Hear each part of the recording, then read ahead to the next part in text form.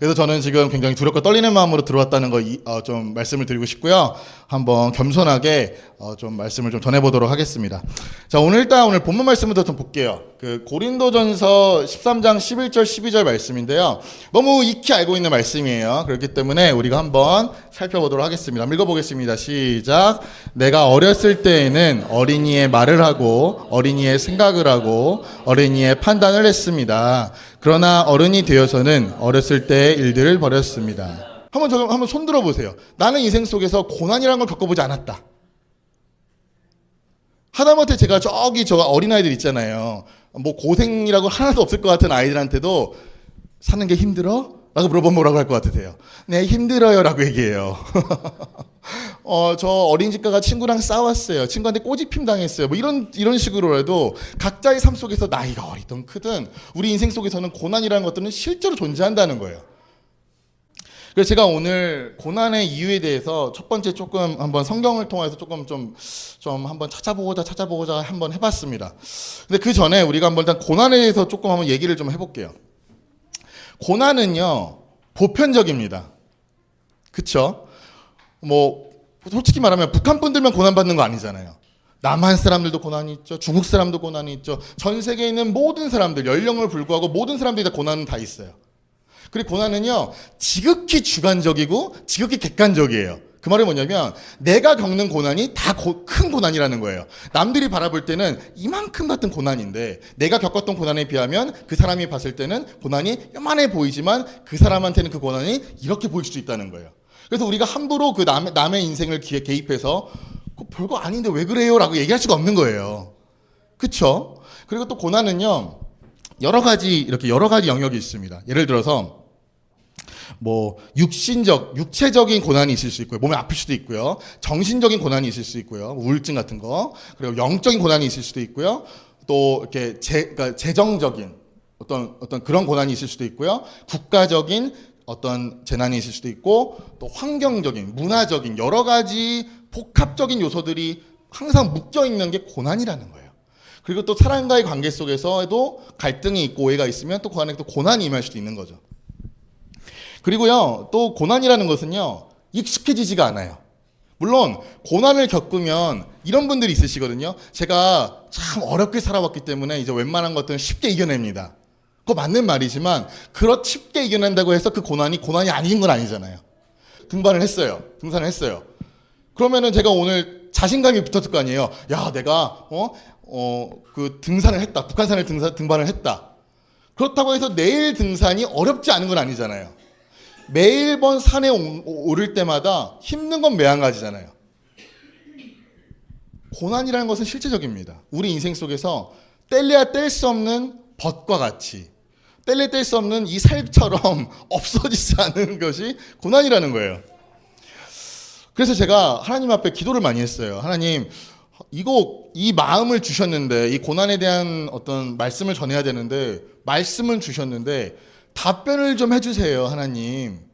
저도 좀 명쾌하게 얘기를 해드리고 싶어요.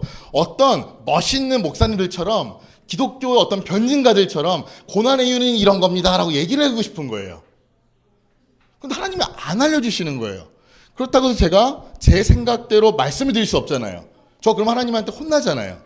그래서 제가 고민을 많이 했어요. 그래서 제가 하나님 앞에 이렇게 결국 답이 나왔습니다. 답이 뭐냐면 모르겠다예요. 어때, 맥 빠지시죠? 맥 빠졌어요, 저도. 저 고난이 왜 있는지 모르겠어요. 근데 고난이 왜 있는지 모르겠거든요. 고난의 이유를 모르겠거든요. 그런데 그게 가장 명쾌한 해답이라는 것을 제가 알게 되었어요.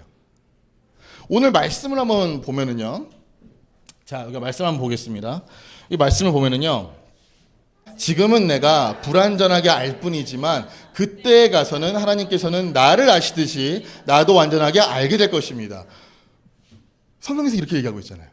그 말은 뭐냐면 우리 인생 속에서 이해할 수 없는 모든 고난의 이유를 우리가 알지 못하도록, 알 수 없도록 허락되지 않았다는 거예요. 그게 하나님께서 정해놓으신 거예요. 이 땅에 살아갈 때 우리 인생에 많은 이유들이 있지만, 고난을 겪어야 되는 이유들이 분명히 있을 것이지만 우리가 이 땅에 살아갈 때는 알려주지 않으셨다는 겁니다. 근데 제가 이거를 생각을 들면서 하지만 이게 도리어 복이구나라는 생각을 가지게 되었어요. 우리가 일단 요거를 조금 들어가기 전에 고난에 대해서 조금 더 설명을 드려볼게요. 고난은요, 저는 개인적으로 생각해요. 한 세 가지 정도로 나뉘어진다고 생각합니다. 첫 번째 고난은요, 내가 선택한 고난이에요. 그 말이 무엇이냐? 내가 나의 죄와 어리석은 선택을 해서 겪게 되는 고난들이 있어요. 자, 예를 들어볼까요? 제가 투자를 했어요. 돈을 많이 부었어요. 근데 주식이 폭락했어요. 금전적인 손해를 봤죠. 자, 그러면은 이거는 어떤 고난이죠? 내가 선택한 고난이라는 거예요. 다단계 하지 말라고 했는데 돈을 넣었어. 그러고 나서 일말의 소망을 가져. 그래, 조금만 더 부으면 그러다 어떻게 해버려요? 탕진해버리죠. 그리고 나서 우리가 그런 결정을 내리고 나서 하나님 앞에, 하나님 왜 나한테 이런 고난을 주셨습니까? 라고 얘기할 수 없다는 거예요. 하지만 사람들은 얘기를 해요. 두 번째 고난이 있어요. 두 번째 고난은 내가 선택하지 않았지만 그냥 있는 고난들이 있어요. 마치 파도가 내 인생에 밀려오듯이 내가 원하지 않았지만 그냥 내가 그렇게 살아가게 되는 그런 고난들이 있다는 거예요. 한 예를 들어보면 사탄은 존재하죠. 악인들은 있어요. 그렇죠? 독재자도 있어요. 그런 곳에서 태어나신 분들은 내가 원치 않지만 고생은 한다는 거예요. 고아들, 과부들, 전쟁 고아들, 이런 것들 한번 생각해 보세요. 선택한 겁니까? 아니죠. 그냥 있는 고난들이라는 거예요. 그런 고난들이 또 있습니다. 그리고 어느 순간 갑자기 가족의 죽음이라든지 어느 순간 내가 선택하지 않았지만 테러들, 갑작스러운 국가적인 재난들, 이런 것들은 내가 선택하지 않았지만 오는 고난들이라는 거예요. 자, 세 번째 고난이 있습니다. 이거는 예수 믿는 사람들만 겪게 되는 고난이에요. 세 번째 고난은 뭐냐면 자발적인 고난입니다. 이제는 내가 예수를 믿고 나서 내가 그리스도의 고난에 내가 참여하는 고난을 의미하는 거예요. 이거는 예수님을 내가 믿고 나서 내가 예수를 인하여서 핍박받는 고난들을 얘기하는 겁니다. 예수로 인하여 욕을 먹고 예수로 인하여 뺨을 맞고 예수를 믿음으로 인하여 나에게 주어지는 여러 가지 고난의 형태들이 이 세 번째에 들어가는 거예요. 첫 번째, 내가 선택해서 받는 고난. 두 번째, 그냥 있는 고난. 선택하지 않았지만 있는 고난. 세 번째는 자발적으로 내가 들어가는 고난. 이 세 가지가 있습니다. 그런데요, 이 고난이 무엇이든 간에 그 고난이 임하면 다 우리가 어떤 질문을 가져요? 하나님 나 죽겠어요. 이러잖아요. 저 너무 힘들어요. 왜 저만 가지고 못 살게 구세요? 이런 고난, 이런 얘기가 나오잖아요. 그래서 오늘 그거에 대한 이야기를 이 말씀으로 다시 한번 살펴보도록 하겠습니다. 아까 제가 말씀드렸어요. 이 고난은요, 우리 안에 왜 고난이 있습니까? 라는 질문에 대하여 우리가 알도록 허락되지 않았다가 성경적인 고난의 이유에 대한 대답이라는 거예요. 근데 반대로 얘기해 보니까요, 모르는 게 약이라는 법 아시죠? 근데 모르는 게 약인 법이 많아요. 자, 왜 그러냐면요, 우리가 아무리 어떤 고난이 임했을 때 우리가 세상의 높은 지혜로 그것들을 해결해 나가려고 한다면 일시적으로 그것이 해결될 수는 있을 수도 있으나 궁극적인 해결은 안 된다는 거예요. 그래서 고린도전서 1장 25절에 보면은 이런 말이 있습니다. 하나님께서 하시는 일이 사람의 눈에는 어리석어 보이지만 사람들이 하는 일보다 지혜롭고 하나님의 능력이 사람의 눈에는 약하게 보이지만 사람의 힘보다 강합니다.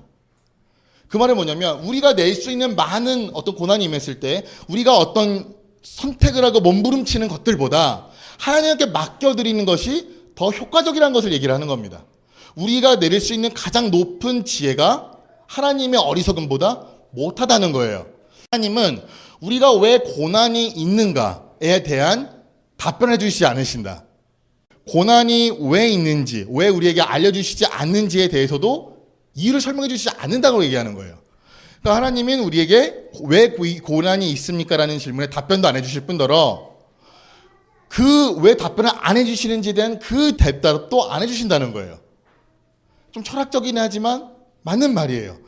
그래서 우리가 이 말씀을 보면은요, 이건 하나님이 정해놓으신 거예요. 이 땅에서 우리가 모든 고난에 대한 이유를 알지 못하도록 정해놓으신 거라는 겁니다. 여기 보면은 거울 보이시죠? 선생님들 거울 보면은 뭐가 보이세요? 잘 보이시죠? 근데 바울이 살았을 때는요, 우리가 지금은 거울에 비추듯이 보이지만 라고 하는 그 말이 우리가 지금 보는 거울이랑 달라요. 어떤 거울인 줄 아세요? 이게 거울이래요. 그러니까 바울이 얘기하는 그 거울이 이런 거예요. 선생님들 한번 생각해 보세요. 이거를 두고 한번 예쁘게, 지금 다 화장들 예쁘게 하고 오셨는데 이 거울 가지고 한번 화장 한번 더 생각해 보세요. 예쁘시겠어요?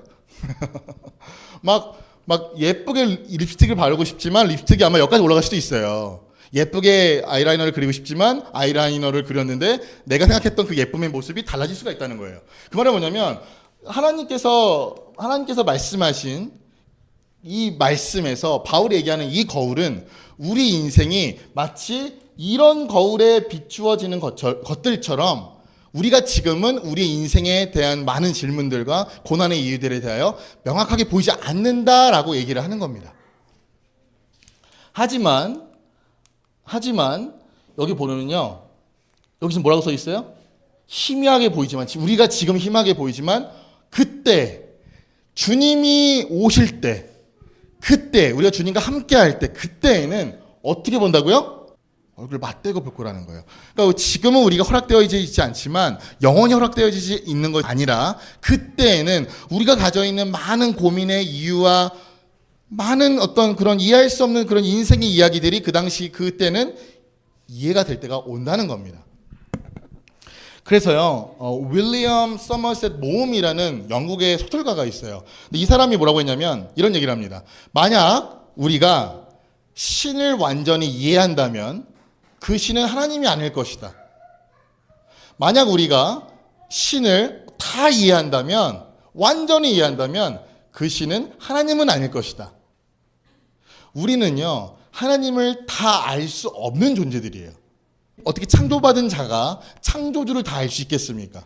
우리는요, 하나님께서 성경에서 계시하여 주신 말씀으로서만 하나님이 누구이신지 부분적으로 알 수 있다는 거예요.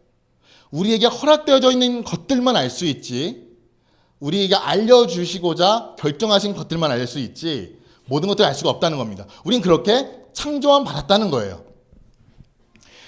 여기 이제 고린도전서 11절 한번 보겠습니다. 그럼 읽어볼까요? 시작. 내가 어렸을 때에는 어린이의 말을 하고 어린이의 생각을 하고 어린이의 판단을 했습니다. 그러나 어른이 되어서는 어렸을 때 일들을 버렸습니다. 한번 예를 들어 보겠습니다. 초아가요, 제가 말하는 모든 것들을 다 이해하고 말을 들을까요? 자, 예를 들어서 그 치카치카라고 하잖아요. 이 닦는 법을 가르쳐줘요. 그럼 제가 이를 닦아야 되는 이유에 대해서 2살도 안 된 애한테 장황하게 설명해 봤자 애가 이해를 할까요, 못할까요? 자, 그러면은 우리 인생에 많은 그런 이유들이 있어요. 모르는 이유들이. 하나님이 우리에게 설명을 해주신다고 해서 그게 우리에게 다 이해가 될까요? 대답을 해주시더라도 우리는 이해할 수 있는 능력이 결여되어 있다는 거예요. 왜냐하면 우리는요, 하나님의 자녀이지 너희들 하나님의 어른이다라고 성경에서 이야기하고 있지 않아요. 이 땅에 살 때는 우리는 어린이에요. 자녀들이라는 거예요. 초아가 제 말을 들을 때 제가 말이 이해가 가서 저를 따르는 것이 아니라 제 딸은 아빠가 딸을 사랑하고 딸에게 좋은 것을 준다는 것을 알고 있는 믿음으로 저 아빠의 성품을 알기 때문에 따르는 거예요. 고난의 이유도 같습니다. 우리 인생 속에서 풀리지 않은 일들이 많지만 우리가 이유를 안다고 그게 해결되는 것이 아니라 그 이유는 하나님께 맡겨드리고 우리는 선하신 아버지를 믿는 믿음으로 살아나가야 된다는 거예요. 반대로 얘기해보면 우리가 다 알잖아요? 그러면 그 아는 것에 대한 책임을 우리가 가져야 된다는 거예요. 하지만 우리가 모르게 하신다는 것은 반대로 말하면 은혜인 것입니다. 모르는 게 약이고 은혜예요. 하나님께서는요, 우리에게 이렇게 말씀하시는 거예요. 고난에 대해서 너희들이 알 필요가 없다. 내가 안다. 그러므로 내가 너를 책임질 것이다. 라고 반증의 이야기가 있는 것입니다. 그래서 우리가 고난에 대한 이유를 하나님 왜 저에게 이런 일을 벌여주세요 라는 것들을 멈추시고 하나님을 믿으셔야 되는 거예요. 선하신 하나님께서 내 인생을 선하게 이끌어 가실 충분한 이유와 충분한 의도와 선하신 목적이 있음을 우리가 믿고 살아나가야 된다는 거예요. 그게 하나님께서 우리에게 허락하신 우리의 모습이라는 겁니다. 하지만 그때에 가서는, 여기 두 번 반복되죠. 그때에 가서는 하나님 아버지께서 나를 아시듯이 나도 언젠가는 완전히 알게 될 날들이 있다는 겁니다. G.K. 체스터튼이라는 또 영국의 소설가가 있어요. 이상하게 이번에 준비하다 보니까 영국 소설가들이 많이 등장하는데요. 이분이 또 뭐라고 했냐면, 잘 들어보세요. 하나님의 수수께끼가 인간의 해결책보다도 더 만족스럽다라는 얘기를 했어요. 하나님의 이해할 수 없는 그런 섭리들이 인간의 최고의 선택권과 결정 모델보다 더 낫다, 더 만족스럽다라고 이야기를 했어요. 우린 그거를 믿어야 되는 겁니다. 우리는요, 우리가 왜 인생의 많은 이유와 고난에 대해서 하나님이 알려주시지 않은 거예요. 누구를 위해서? 자녀들을 위해서. 하지만 하나님이 뭐라고 얘기하세요? 믿어야 할 것을 믿어라. 그게 바로 나를 믿어라. 내가 너희의 선하신 아버지임을 너는 그걸 믿어라 라고 이야기하시는 거예요. 그래서 저는요, 오늘 이것들 듣고, 물론 우리가 힘든 일이 겪으면, 고난이 겪으면, 왜 나만 가지고 그래요? 라는 그런 투정이 나올 수는 있겠지만, 그때마다 이걸 기억해 주시면 좋겠어요. 하나님이 나를 이끌어 가시고, 하나님이 우리가 알려주시지 않으시는 선한 목적이 있음을 이젠 알았다라고 고백되어졌으면 좋겠습니다. 제가 오늘 고난에 대한 이유에 대해서 제가 이렇게밖에 설명 못 드릴 것 같아요. 저도 모르겠거든요. 제가 어떤 멋있는 말들로 얘기할 수가 없어요. 이거밖에 없다고 저는 생각을 해요.